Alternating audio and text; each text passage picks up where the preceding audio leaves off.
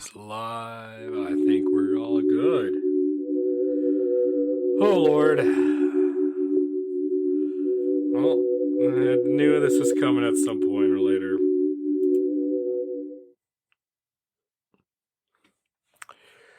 It's the Villains Talk Show and Podcast. Hello. Everybody out there in cyberspace and in all the spaces. Welcome. Welcome.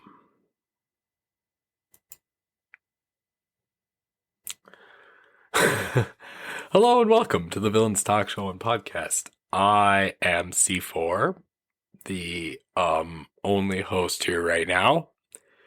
And yeah, if you're joining us live, it's nice to see you. I know we are literally an hour late. That's my bad. But we are also here, I guess. You know, everything's golden, everything's gravy. So last week we didn't have a show. You may notice the lap in either podcasts if you're watching on podcasts, or if you're watching live. We put out a message. I was extremely sick last week, so we canceled the show because my computer is the central computing unit that controls all of the things. And since I was inoperable, I was not able to, do the actual, technical side of it.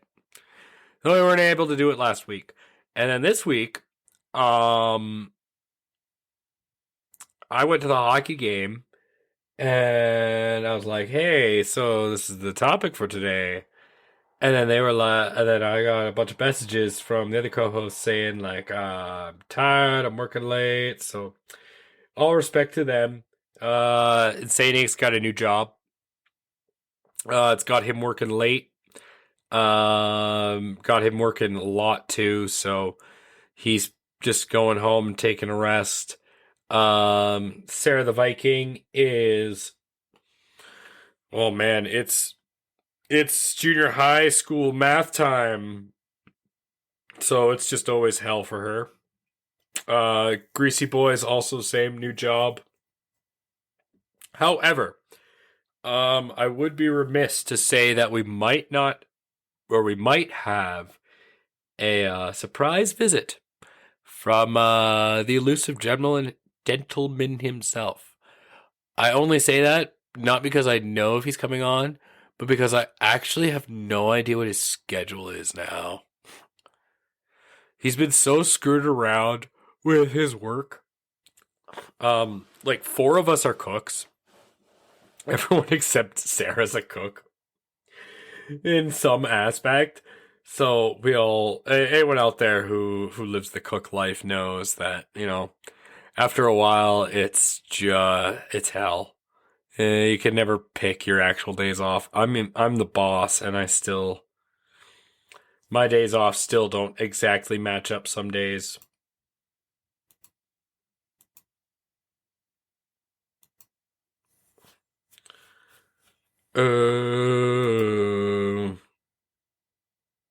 Oh, good. My internet's deciding to be a pain. Ah, fantastic.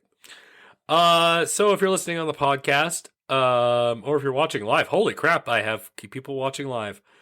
I'm sorry. I know I'm by myself. It's weird. Okay, let's pull the pony out of the shed right away.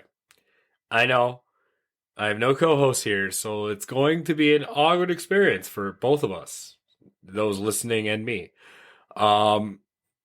I honestly, if we go back to the 2 years ago it's been since I started this with my friends, I told them I did not think I would be able to coherently talk by myself towards a camera for over 30 minutes.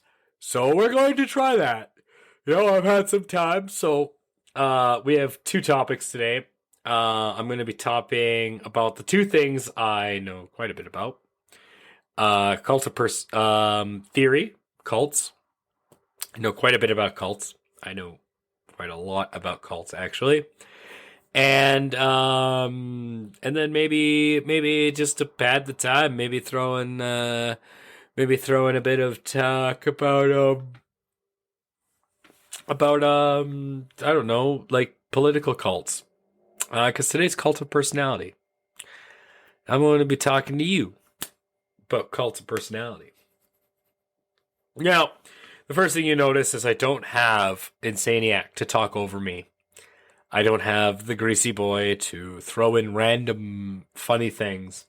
And I also don't have I also don't have the beautiful lyrical vocal notes of Sara Vike. So we're going to go across this venture together, and I'm going to hold your hand, and it's going to be awkward, but it will be fun. That pause was supposed to happen. Anyway, so I might as well dive in. Cult of personality. I'm sure most people are gonna sit out there and think to themselves, okay, so when he thinks cult of personality, the first thing I think of is if you're Canadian, Trudeau, if you're American, Trump. And you wouldn't be far off. But that's actually not a cult. It's not a cult of personality as what it is when you look at someone like Trump or Trudeau. We're gonna work with Trump here. Not because I have anything for or against him. I could give a fuck. I'm Canadian. But because it's the easiest to explain, most people seem to be able to order him in their minds a lot better. So when it comes to Trump, and it comes to looking at a cult of personality, most people will assume that he has a cult of personality. His name's everywhere. Outside of the narcissism. Okay, let's start there. Outside of the narcissism, you have people that automatically think he's successful. People will automatically think he's a businessman. There are people out there who you mention Trump, and they start attributing a bunch of stuff that actually has no basis in fact, and start. Oh man, I keep yawning. Excuse me. They keep attributing it to him. Now, that you could argue is a kind of cult of personality, but in reality, all that is propaganda. That's not a cult. That's good media. That's being able to basically look at your neighbor and tell them that this pile of sand you have in your hand is actually an apple and convince them. And then they'll go tell their neighbor, and so on and so forth. And so what that actually is just it's not deception either. I would say that's more just that's a good word. There's an actual word for it. I need to think of it, or else people will start banging me on the head. But there's an actual word for it. But it's essentially, yeah. It's not a cult of personality. It's simply an air of understanding, an air of understanding you create around yourself. I think that's the most correct term I could think of. If I think of a better one, I'll come back to it. But no, where you get a cult of personality, what you have to really break down what that means as a sentence, because everyone knows what a cult is. A cult is a group of people that worship and or believe in and or put a segregated society that keeps themselves small and are seen to have radical beliefs towards blah blah blah. A personality. So what I would argue the cult of personality would be almost easier to say like a famous actor. I'm trying to think of a good one. Someone who lives their life. Perfect one. Tom fucking Cruise. So, you want to talk about cult of personality. The definition, at least as the definition that has been told by me, I should really back up. Hold on. Just so we're clear. Cult of personality was first coined by, just let me look it up real quick. I believe it was Durkheim. Blah, blah, blah, blah. You post in the things because I do my research while I'm on the show. Normally I have friends to help me and pass the time. I'm sorry if my voice is horrible. You can I'll just keep talking. It's not like anything else I can do. Just stand here and do nothing. Cult of personality. Blah blah blah blah blah blah blah blah blah blah blah. First coined by. Just give me. I want to make sure that my expertise is correct and I'm not an idiot. Although that's kind of impossible. I'm pretty dumb sometimes. First coined by. Oh, hey, interesting.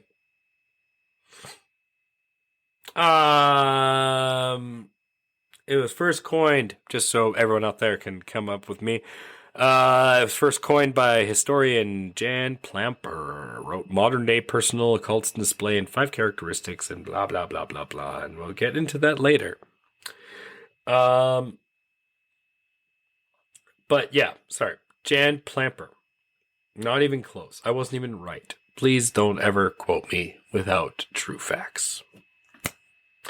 But yeah, cult of personality. What it is, it's the idea of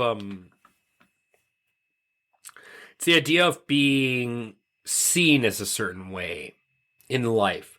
Tom Cruise, before people really had an idea of what his actual personal life was, people considered him to have the Hollywood, gauche lifestyle. Living large, not really caring about people, taking names, slapping babies, jumping on Oprah's couch, saying how much he loves that woman that he actually locked inside his house and just kind of kept there for a while. Yeah, we're not. But but what I'm trying to get at is that long diatribe was, or that long side point was, is a cult of personality is essentially a fake you, a you that you garnish, to put towards the populace, and for good or for ill.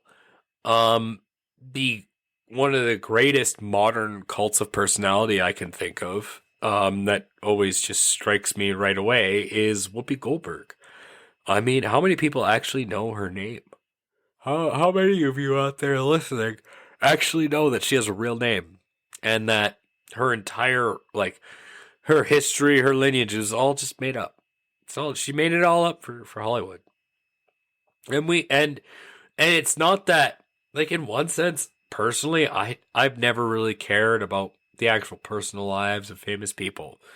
I mean, and for that reason, you have to go so far that you have to create an entire new person that you're going to be just so you can be an actor, to keep your personal life separate.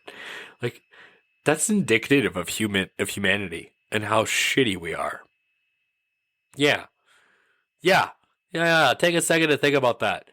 We are such shitty people that there are famous people, because they're so scared for their lives, they have to make up entire fake versions of themselves. Essentially be an actor 24/7. Pretend to be someone else all the time so that we don't end up at their house, because humans are shit. Man, this podcast is getting off to a great start without my co-host. Jesus.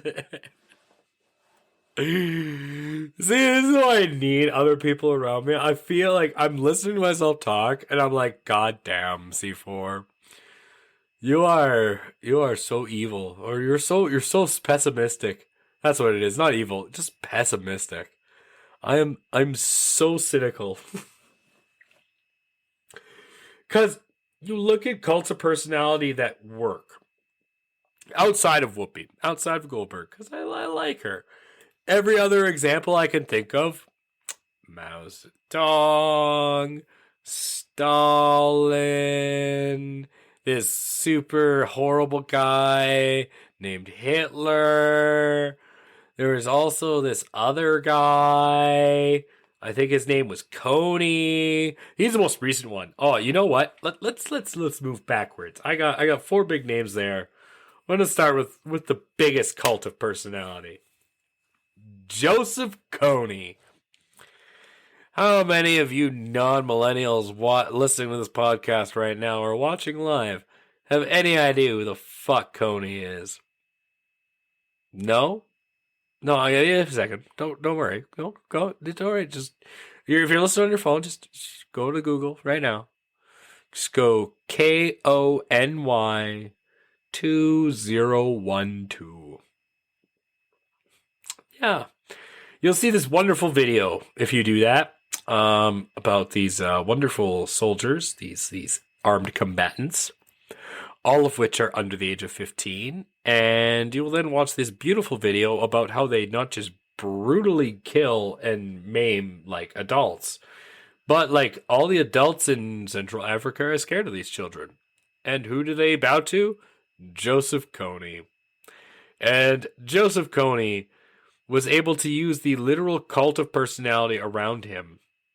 Like, I'm not even talking about before 2012.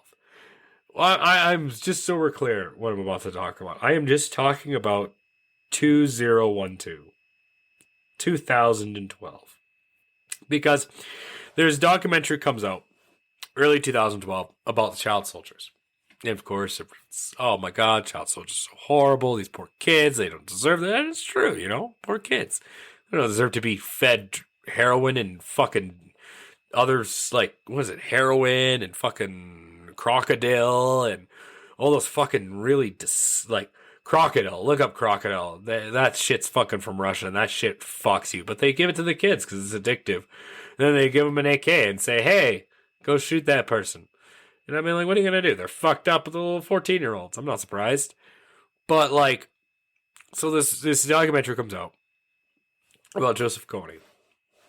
And before the man, and it talks about in the documentary too, like about how he spent so much time accruing this ideology about him that he's against America and he's fighting the government for freedom and join me for a true man's freedom and they're trying to break and blah blah blah like yeah, no, sounds kind of familiar, doesn't it?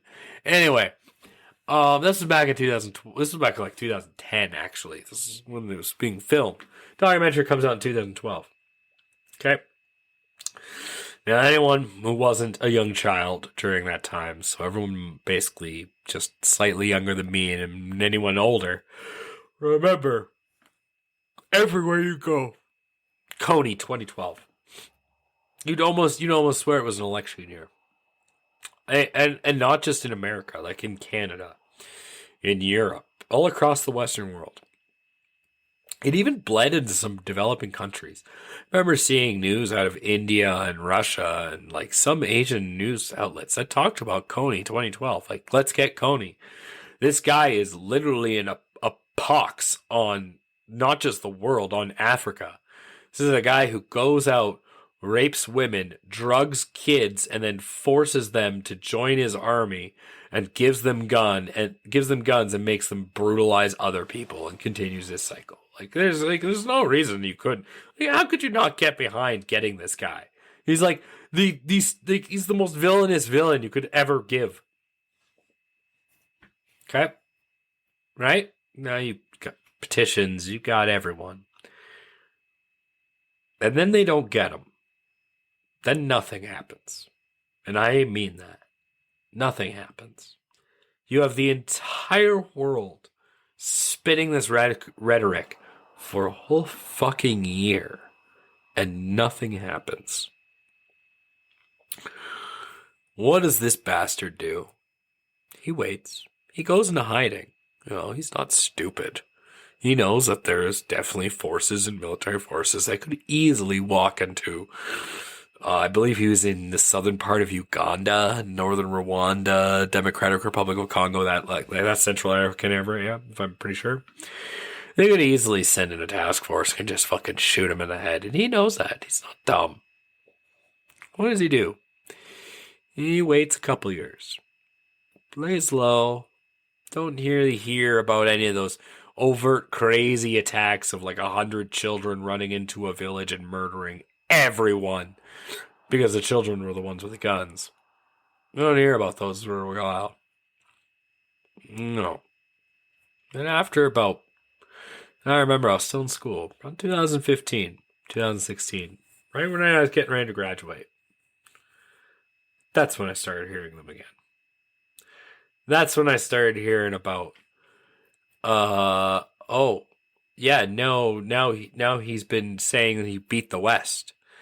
And he's basically almost, like, he was almost gone. They almost had him. They almost completely took away all his clout. But because they didn't commit, and it was just a bunch of banging on drums out here in the West, he turned that. Like, as much as I hate the bastard, he turned that around, and now he walks all around Central Africa, basically telling people, "Hey, I beat the West. Come join me. They can't touch me." And yeah, now his army's grown. It's bigger than it was, and it's still full of child soldiers, and he's still brutalizing them. He's still cutting off their fingers if they don't listen. He's still forcing them to do heroin. But like, because of our non-committal, it allowed him to ride that wave. And you look at the other three dictators I had named, Mao, Stalin, and Hitler. The only one like we've actually gone in and dealt with was Hitler. And look what happened with Stalin. Lived for another 20 years, murdered millions of Russians. And then for the next 40 years, it was a roller coaster in Soviet Union. You'd have some leaders of the Soviet Union who were actually good at their job, and then you'd have fucking... it starts with a K. I forget his name. It's during the Cuban Missile Crisis. Oh, God. My political teacher's going to slap me. Khrushchev? No, that's not it. Don't quote me on that. The point is you have these slew of leaders that don't carry the same level of personality as Stalin. And so basically the economy was based on how strong the leader was. There was no reliance on the state. There was no reliance on the actual bureaucracy. There was reliance on the people. It was just relied on this one powerful leader of a massive country. And like, just to further that point, you look at Mao and you look at China, and it's the same fucking story. Depending on the leader, you either know the leader's name because they were a strong Chinese leader. But that's a good question. How many Chinese presidents do you know? I'm asking you. Yeah, you listening. How many do you know? Other than Mao Zedong and the current one, Xi Jinping. Huh? Can you name one? No? Now, why is that? Now, I know your first answer is going to be, oh, well, the Chinese, they always take a back seat. They don't get involved in affairs like that, and that's not their place. Okay. But the president does. Why don't you know his name? And I can tell you why. It's an easy answer. Because the Chinese have purposely picked leaders that were not at all have any personality, any kind of personality. Now, I don't mean that in a detriment. I mean they wanted to pick the most lame duck presidents because that had been the Chinese policy since the death of Mao, was be the sleeping giant. Be the one that grows. The reason why the world all of a sudden, out of nowhere, now knows without a fact who the president of China is because he's trying to wake up the giant. Now, success, I'm not going to talk about, blah, blah, blah. All that other fucking stuff around that whole idea, I'm not going to touch.